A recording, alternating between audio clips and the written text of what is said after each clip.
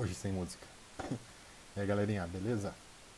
É, a aula de hoje aí é resposta a uma dúvida enviada por um aluno ou aluna, não foi identificada, mas é, muito bem feita a observação, então eu dei uma avaliada aí como foi colocado o conteúdo, então vamos trabalhar com ele numa maior profundidade para não confundir vocês e também, né, facilitar essas dúvidas aí que surgiram.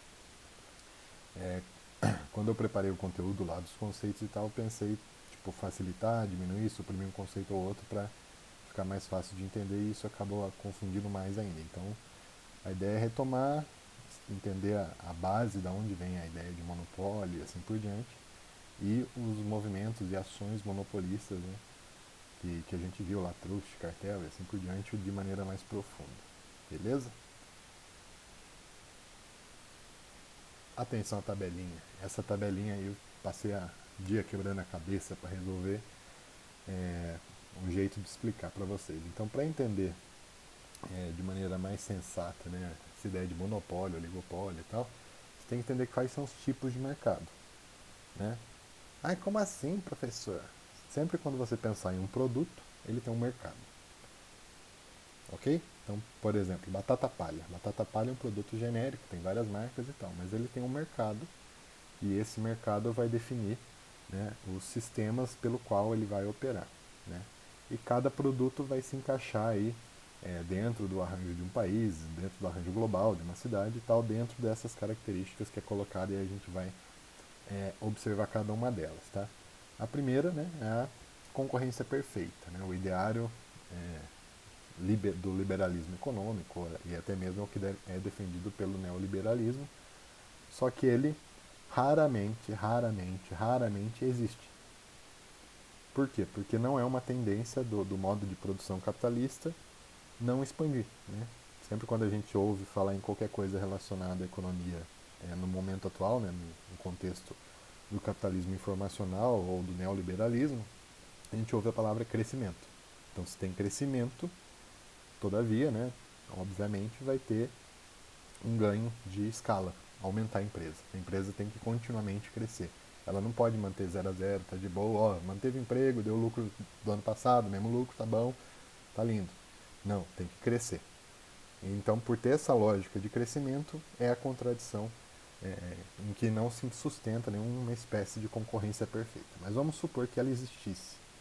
Né? Então, num cenário de concorrência perfeita, quais são as lógicas aí de funcionamento? Muitas empresas pequenas ou produtores pequenos, né? Porque todos vão ter a mesma condição de competitividade, então vão conseguir é, promover a concorrência perfeita. Se todos são iguais, todos são pequenos, todos têm as mesmas condições, beleza, vai ser uma concorrência perfeita. Na realidade funciona? Não. Se você pegar um produtor de soja e outro produtor de soja, existem diferenças entre eles, muito embora os dois produzam o mesmo produto. Um tem um maquinário, tem mais terra, não sei o que, tem uma terra mais produtiva, outro tem uma terra pior. Então só isso já vai dar uma diferença. Mas vamos supor que pode ser considerado perfeito. Esses setores de concorrência perfeita, eles não têm dificuldades de entrada. Ou seja, qualquer um que queira falar, vou plantar soja. Arruma um pedaço de terra e começa a plantar. Então não tem barreira de entrada, não tem nenhum entrave muito grande em termos tecnológicos, fiscais, financeiros, de conhecimento e assim por diante. Então é um setor de fácil entrada. Né? As características do produto elas são homogêneas, né? São produtos de maior simplicidade, os produtos não deixam de ser, não conseguem ser tão diferentes entre si. Batata. O cara que planta batata, batata. O outro ali é o que? Batata. Pode variar entre um tipo ou outro, mas em geral é batata, é uma commodity. Né? Então, o preço desses produtos ele é dado pelo mercado, aquele gráficozinho que a gente viu na aula de oferta e demanda. Né? Conforme aumenta a oferta, diminui o preço. Conforme aumenta a demanda, aumenta o preço. Sempre tendendo ao equilíbrio. Na condição de concorrência perfeita, é sempre assim que vai funcionar. Benefícios da parte do... benefícios de quem propõe o negócio. Tá? Eu tive que escolher uma das duas óticas, né? Ou do consumidor ou de quem propõe o negócio. Então vamos entender quem, esses ofertantes, né? Quais são os benefícios? Nulos. Por quê? Porque o preço é muito próximo ao custo. Já que ele não define o preço, quem define o preço é o mercado através da oferta e demanda, os benefícios são nulos. E exemplos de produtos que vão estar quase nessa concorrência perfeita, embora exista a impossibilidade de acontecer por causa do que eu já mencionei, são os produtos agrícolas e commodities. Pessoas que plantam tomate, né, por exemplo, vão ter tudo isso aí. Né? Qualquer um pode começar a plantar tomate, não tem grandes segredos assim. O preço é definido pelo mercado, quanto mais oferta tiver, mais barato vai ficar, quanto menos oferta, sobe o preço. Teve crise de produção do tomate há 1 ano e meio atrás, o preço subiu muito, virou notícia, o pessoal fez colar de tomate, colocou no Instagram, como se fosse rico e tal. Essa é a lógica, ok? Já na concorrência monopolística, quer dizer o quê? Existe concorrência, só que existem monopólios da concorrência. Né? Então tem muitas empresas, né? Grandes empresas, mas muitas. É um setor assim que não é tão isolado em termos de competição. O exemplo da batata palha é ótimo. Né?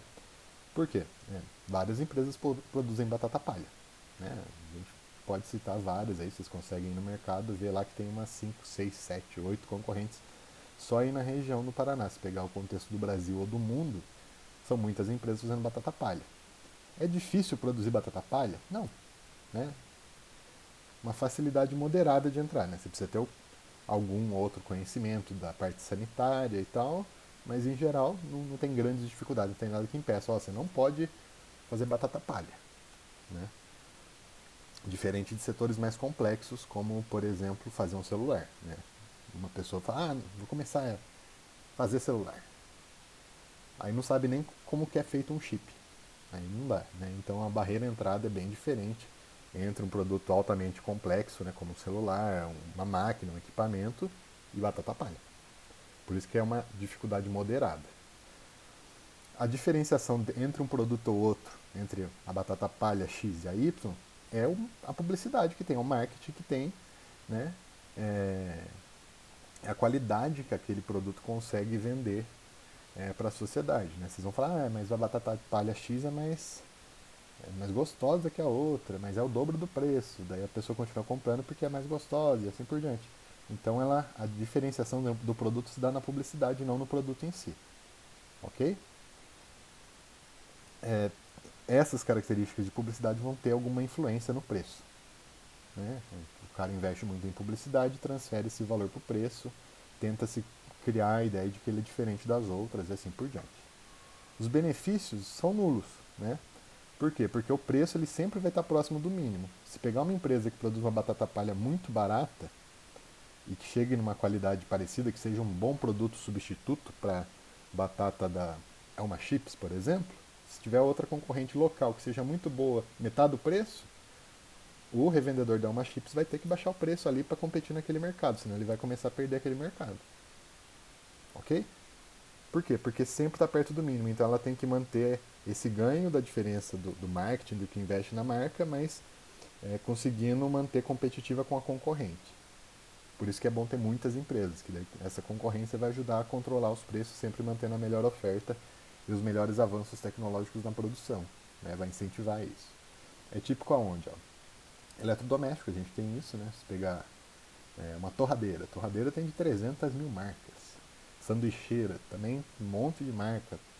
É bem simples de ver como é fácil, com produtos de menor complexidade, ter essa ideia de uma concorrência monopolística. Né? Produto alimentício é um bom exemplo disso. Né? Pode pegar qualquer indústria alimentícia e a gente vê que, embora algumas marcas prevaleçam, né, consigam ter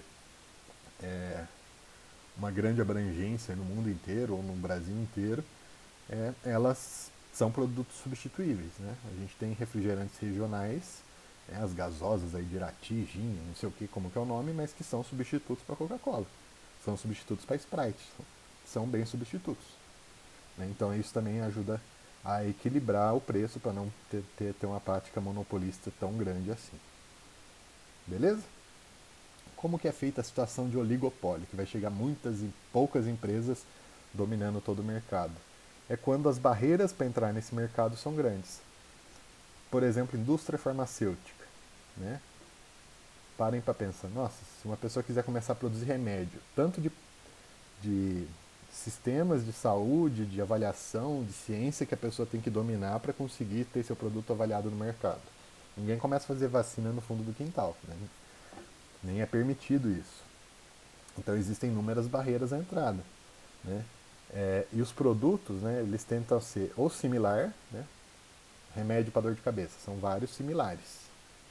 Né? A gente tem X, Y, Z, nananana, ou diferenciado. Ah, aquele é melhor porque aquele não dá. Tem um gostinho, é fácil de engolir, ele é sublingual, ele tem gotinha. Então a disputa está nessa diferenciação do seu produto. Dessa maneira ele também tem um poder de estabelecimento de preço, né, que tem poucas empresas concorrendo. Então tem uma chance muito grande de correr, né, políticas de acartelização, né, todo mundo manter um preço de boa para todo mundo ter lucro. Né? Os benefícios de inventibilidade, de inovação e tal só vão existir se as empresas forem rivais, literalmente uma querer ser melhor que a outra. Né? A indústria automobilística tem muito disso, né? Uma tenta lançar um carro melhor que a outro, tenta ser mais potente, tenta ser ecologicamente mais correto, não sei o que, e mantendo dentro da mesma classe do carro qual é mais competitivo, qual vende mais. Isso é bom para o mercado, né? E também é bom para a empresa, porque a empresa se obriga sempre a inovar, a investir e, e assim consegue destacar seu produto. Obviamente, durante esse processo de oligopólio, muitas vão sendo incorporadas por outras, formando cada vez mais grupos, porque a tendência normal do sistema capitalista é isso, né? É concentrar renda de maneira lógica. Por quê? Porque quanto maior a escala de atuação de uma empresa, menores seus custos de produção. Isso eu acho que tem que ficar claro para vocês. Quanto maior o tamanho da empresa, menor é o custo de produção, porque ela vai gastar menos em tudo, já que ela tem escala, ela compra coisas no atacado, enquanto uma pessoa que começa no fundo de casa teria que comprar no varejo. Só essa diferença já muda totalmente a história. Né? Se vocês, quando vão no mercado normal, vocês veem o preço lá da mercadoria. Se vão no mercado atacadista, vocês veem se comprando uma caixa e quanto diminui o preço. O mesmo vai acontecer na lógica do mercado mundial também. Ok? E a situação de monopólio. Né? Uma única empresa opera. Como assim, professor? Uma única empresa opera. Como isso pode ocorrer? Primeiro, através da especificidade do serviço ou do produto. Por exemplo, saneamento básico. Olha que coisa. Vamos falar de coisa bonita. Saneamento básico. O produto, o serviço que é vendido, dificilmente vamos conseguir sentar numa loja que seja por duas empresas. Daí seu pai contrata uma empresa de saneamento, você contrata outra. Cada um tem o seu banheiro, sistemas de coleta diferente, os resíduos aí de cada um vai para uma empresa. Não dá, né? Não seria funcional e nem conseguiria ser competitivo. Né? Esses monopólios naturais geralmente são regulados pelo Estado. Né? Existem também monopólios estratégicos, como é o caso de recursos naturais, né? Petróleo, gás, que às vezes um Estado ou outro vê a necessidade de ter um monopólio sobre isso e, tendo monopólio, faz concessões. Uma coisa interessante, por exemplo, né? A TV aberta no Brasil, né, o sinal de TV, ele é uma concessão do Estado. O Estado é monopólio do Estado. Ninguém mais pode ofertar serviço de TV se não for o Estado. Aí o Estado faz concessões de sinal. Então concede um sinal da TV aberta para Globo, outro para Band, outro para Record e tal. E quando, por cargas d'água ou não, pode negociar esses sistemas, cancelar o sinal e assim por diante. Então o monopólio ele pode ser esse sistema aí de controle do Estado, mas ao mesmo tempo algumas coisas não tem como não serem monopólio. Também existe o monopólio do produto. Uma empresa inventou um produto que é único, ela tem a patente daquele produto, ela tem o segredo de fazer aquele produto único. Ninguém consegue copiar, é um monopólio natural, está no produto, ela fez um produto único.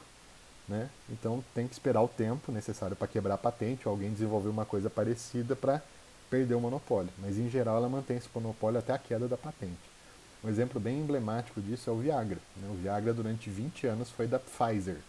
Então era o único estimulante sexual masculino durante 20 anos no mundo por uma empresa só. Então pensa quanto dinheiro esse negócio ganhou.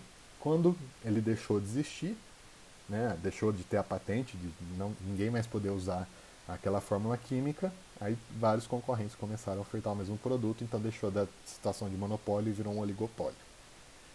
E isso sempre vai acontecer, né? Com uma invenção, se a patente não for quebrada por algum motivo político ou não, ela permanece durante o monopólio da empresa durante muito tempo. A USB, né, que todo mundo usa, ama, eu acho fantástico. Quem nasceu da era antes do USB não sabe quanto é bom ter um plug que entende o que é tudo. Antigamente tinha um monte de porta. O USB era uma propriedade intelectual da Intel, ninguém mais podia fazer USB. Durou 20 anos. Aí a Intel foi lá e lançou a USB 3.0. A USB normal deixou de ser patente, de ser exclusiva da Intel, qualquer uma pode fabricar, mas a USB 3.0 só ela pode fabricar. E assim vai, assim caminha a humanidade, né? A sucessão de patentes, monopólios, oligopólios quando deixam de perder e assim vai. Beleza? O produto tem que ser único, né? O que vai garantir a situação de monopólio é a unicidade do produto, né? Ele não tem nenhum substituível. O caso da pilulinha, de deixar as coisas felizes. O caso da USB é exemplo disso. O produto é único, ninguém mais tinha a permissão para fazer porque a patente era do cara. Beleza? Pode ser absoluto para estabelecimento de preço, né? Se não houver uma política de definição de preço por parte do Estado, tendo um fabricante só, quem define o preço é o dono. Né? Há casos que o cara deu sorte, há casos que o cara deu azar. Na prática, né, tem um monopólio que é controlar o preço. Um exemplo de azar, a Kodak. A Kodak inventou a câmera praticamente. Tinha um monopólio de filme, tudo que vocês pensarem aí de câmera analógica era a Kodak que dominava. E ela travou isso, não deixou ninguém fazer. Inclusive ela inventou a fita cassete, que era tipo DVD antigo, que era umas fitonas assim. E não quis distribuir. Aí passou o tempo, não sei o que, inventaram uma coisa parecida, substituiu. Inventaram a câmera digital, a Kodak perdeu tudo. A Kodak hoje nem existe direito, né? Então, assim como tem casos de cara ficou trilhardário, como o caso da Pfizer, né? Com remédio ou outras tantas que a gente consegue encontrar na história aí. Ok? Como a empresa tem um monopólio, né? Ela tem um absoluto sobre o preço, ela também tem o poder absoluto sobre a oferta. Se chega alguém e fala, mas você não pode vender a mais de R$ 20. Ela para de produzir, ela produz menos. Aí naturalmente o mercado aumenta o preço, já que a procura vai se manter, né? Então ela tendo esse controle sobre a demanda, ela mantém a política do preço do mesmo jeito. Não pode berrar, pode espernear, que ela tem esse controle. Então se torna uma situação muito perigosa. Então é um benefício para a empresa fantástico. Né? Ela tem um preço maior e controla a demanda. Para o mercado é horrível. Né? Não tem concorrente nenhum, o preço é definido do que a empresa quiser de lucro. Medicamentos para o câncer tem essa lógica, que é muito perverso, né? Você pensar uma doença que tem vários tratamentos já disponíveis, boa parte deles estão dentro desse sistema de monopólio. E também pode pensar em coisas específicas, né? Que é exemplo do saneamento, transporte ferroviário. Né? Não dá para ter duas empresas operando o transporte ferroviário, ia dar algum problema. Imagina, agora em vez do meu trem não, é o meu, não, bate um trem no outro. Não. Então algumas coisas têm que ser monopólios por natureza, outras são por patente e outras são por questões estratégicas, tá? Não vou entrar muito nesses tipos de monopólio, mas tem que entender que a lógica do monopólio está nessa especificidade do produto, ok? Vamos seguindo. Aqui é só para sintetizar ali, ó. Monopólio, uma única empresa controla o mercado. Lembrando que mercado não é o mercado inteiro. A gente se refere ao mercado daquele produto. O mercado é sempre relacionado ao produto que a gente está falando. Tem mercado do arroz, mercado do feijão, do café, mercado do celular e assim vai. Cada produto, mercado do tomate orgânico amarelinho. Tem esse mercado específico que vai ter o arranjo, assim por diante, ok? E oligopólio, poucas empresas controlam o mercado, né? É um problema porque se elas não forem rivais, né, se elas não alimentarem a concorrência, elas controlam o preço e a qualidade dos produtos. Exemplo disso, né, a gente tinha, antes da abertura econômica em 1990, um mercado fechado no Brasil, o que gerou um oligopólio das montadoras. A gente tinha Ford, Volkswagen, General Motors e Fiat, as únicas 4 empresas montadoras que operavam no Brasil. Elas controlavam o preço e a qualidade, então a gente tinha carro de merda, Fiat 147, era tipo ruim mesmo, Brasília, aqueles carros assim com diversos defeitos tecnológicos, pouco seguro e tal. Como não tinha concorrência, o mercado irlandesa mantinha aquele carro ruim, porque era o que tinha para controlar, e vendia do mesmo jeito, que a pessoa precisava trocar de carro, queria manter o status e tal. Então, a situação de oligopólio, quando é combinada, e no caso lá dessas 4 foi, existia até uma ideia chamada Auto Latina, né, que era a junção das empresas para produzir esses carros aí ruins que tinha no Brasil, e quem sofria era a população, porque elas mantinham altas taxas de lucros enormes, enormes, enormes mesmo, com carros ruins. Para vocês terem ideia, eu já conversei com gente que trabalhou na Volkswagen, não sei o que, nessa época, e quando eles resolveram exportar o Golf do Brasil para os Estados Unidos, que estavam abrindo mercado lá para a Alemanha, 2.300 itens de segurança foram adicionados para atender as exigências do mercado americano. Para entrar lá que já tinha concorrência. Desculpem. Então mostra, né, como é um oligopólio que não é rival, né, que não gera essa competição entre as empresas, ele é extremamente nocivo, tanto para a economia, já que não tem inovação, né, para as empresas. Obviamente essas multinacionais já sabiam esse esquema, mas em geral as empresas vão ficando atrasadas se fossem nacionais. E segundo, para o próprio mercado consumidor, que vai ter produtos cada vez piores e mantendo a margem de lucro das empresas. No Brasil, quem regula a existência de oligopólios é o CAD, né? A gente já estudou isso, então sempre fica atento. Quando aparece esse cara, ele está julgando essas práticas oligopolistas ou monopolistas no mercado. É ele que tenta controlar isso. Ok? E aí, como são essas práticas, né? Esse resuminho aí da Luísa Medeiros achei muito bom, muito bacana esse mapa mental que fez. Inclusive vai estar no Classroom para vocês terem acesso também, né? Até deixa o crédito ali, então não esqueçam de pegar, depois é bem bacana para estudar. Quais são ações monopolistas? Ações de quartel, quando as empresas combinam entre si uma prática de preço. É proibido no Brasil porque só prejudica o consumidor. Quem faz a fiscalização é o CAD. Existem vários cartéis no mundo. Né? O mais famoso deles, o mais emblemático, é a OPEP, a Organização dos Países Produtores de Petróleo. A OPEP, essa organização aí, ela controla, né, essas empresas que fazem parte da OPEP, chamadas 7 irmãs, controlam o preço do petróleo no mundo, tem 70% do mercado. A hora que quiserem bater o pé e subir o petróleo é só cortar o fornecimento, diminuir a oferta, aumenta o preço. Porque elas dominam a maior parte do mercado. Então elas têm literalmente uma cartelização, assim, é claro que elas operam em cartel. Beleza? Tem o esquema do posto de gasolina, vários outros que a gente citou. Vocês foram muito bem em diferenciar cartel, então não vou insistir muito nisso. Os trusts. Trust é uma ação monopolista ou oligopolista, que é o quê? A fusão de empresas, né? Uma empresa compra outra, as duas se juntam, visando formar um monopólio, um oligopólio. É o caso da Sadia e da Perdigão.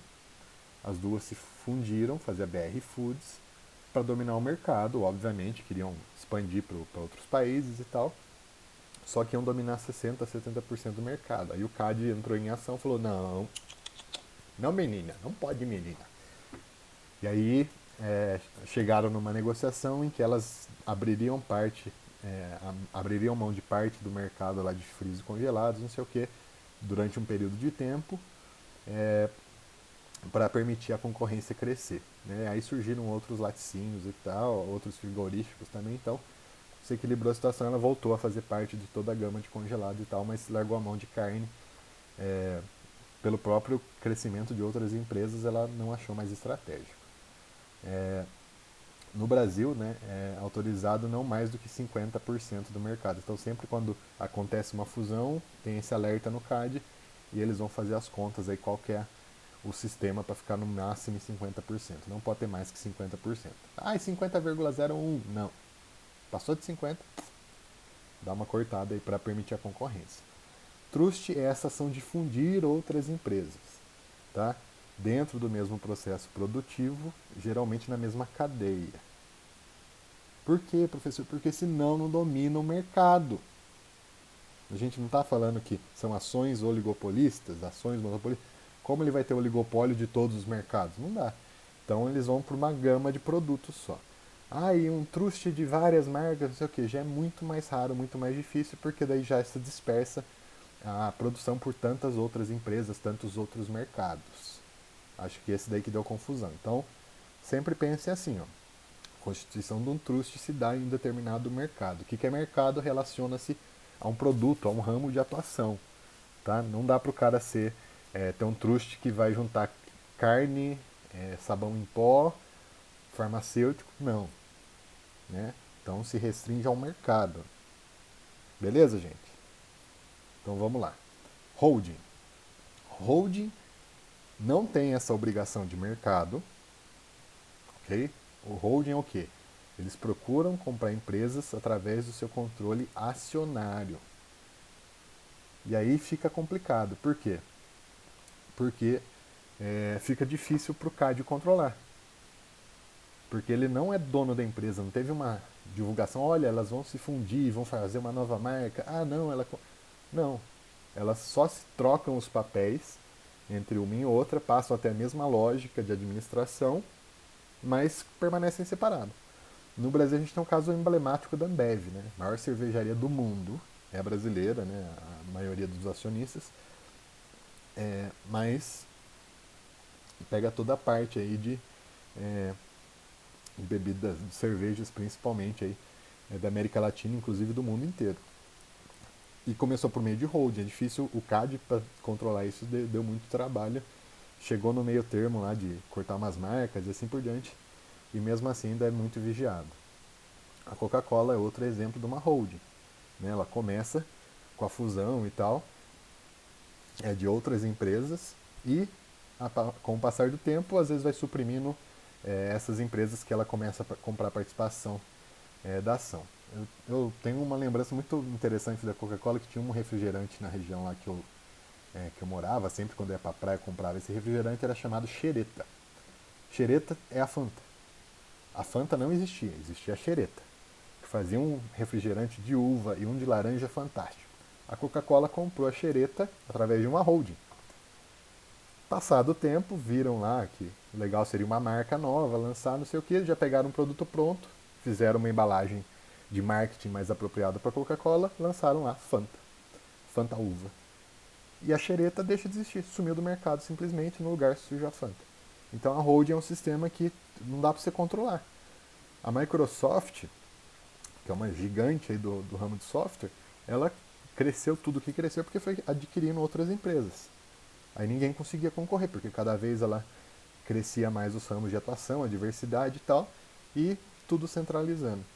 Ela começa com uma holding, depois vai se tornando, inclusive, sofreu várias ações aí de monopólio, assim por diante, na sua história. E dumping? Dumping a gente não viu ainda, mas é um sistema que é interessante observar. O dumping ele é praticado ou por empresas ou pelo Estado. Né? Como assim? Por empresas. Aquele exemplo lá que eu falei para vocês do cartel lá de posto de gasolina. Se o cara já é dono de boa parte ali dos postos, ou 3, 4 são donos, chega um concorrente lá e começa a ameaçar eles vão lá, abaixam tanto o preço para quebrar a concorrência. Né? Ou impedem o cara de abrir por ameaça, por algum mecanismo político que existe e tal. Isso é uma prática de dumping. Eu tento explicar na microescala porque na larga escala é mais complexo para vocês entenderem. E do ponto de vista de um Estado, o que é dumping? Um Estado sobretaxa produto importado de determinado país. Os Estados Unidos faz isso com o Brasil. A soja brasileira é mais cara para entrar nos Estados Unidos do que a de outro país, porque a nossa é mais competitiva. A nossa consegue ser entregue ao mercado com um custo muito menor e qualidade superior. Aí eles vão lá e sobretaxam isso. Aço plano, mesma coisa. Suco concentrado congelado, uma das coisas que o Brasil produz pra caramba e ninguém sabe. Tem uma taxação no mercado americano de 43% para proteger seus produtores locais. ok? Essa é uma prática de dumping. Quem regula isso é a Organização Mundial do Comércio, ok? Porque daí é a relação entre países, né? É muito comum o dumping ocorrer nessa função de Estado. Ironia do destino, o que, que é? O país que mais prega o neoliberalismo, né? Essa ideia do livre mercado, não sei o que, é o que mais pratica dumping, que é os Estados Unidos. Ele é o que mais cria sistemas alfandegários, tributáveis, para fortalecer os seus interesses no mundo inteiro. E é o que fala que o neoliberalismo é lindo. Aí está essa contradição e é por isso que é sempre importante ficar atento. Beleza? Acho que deu para dar aquela clareada. Gente, ó, finalzinho, desculpem aí meia hora, mas deu para aliviar. Atividades dessa semana. Texto, vocês vão ler, tem um textinho indicado aí. 2 folhas só, então nada de preguiça. Aí tem uns exercicinhos, matéria que a gente já estudou, e esses exercícios que tem a base nesse texto que a gente vai receber. Tem uma sugestão de um filme que vai falar sobre a crise financeira de 2008, né? A última crise antes da que a gente está vivendo agora, né? Que tem toda pandemia e tal. Essa foi uma crise legitimamente financeira, que está explicado no texto base, mas às vezes um filme ajuda a ilustrar mais como essas grandes agências financeiras e tal fazem o que querem do mundo e praticamente mandam e desmandam, garantindo sua lucratividade, sua permanência, e pouco importa aí os estados, as pessoas, e não ligam para nada. Bem legal, tá aí, é um filme bem massa assim para entender esse mercado financeiro especulativo. Beleza? Tudo no portfólio, nada de questionário, mas nada. Só isso. Anotar essas diferenças aí, tem um sisteminha aí, eu vou lançar as figuras para vocês usarem se quiser no portfólio, se quiser imprimir, colar no caderno, fazer as anotações e assim por diante. Esse exercício, e é isso por essa semana. Beleza? Beijo a todos, saudades e até a próxima.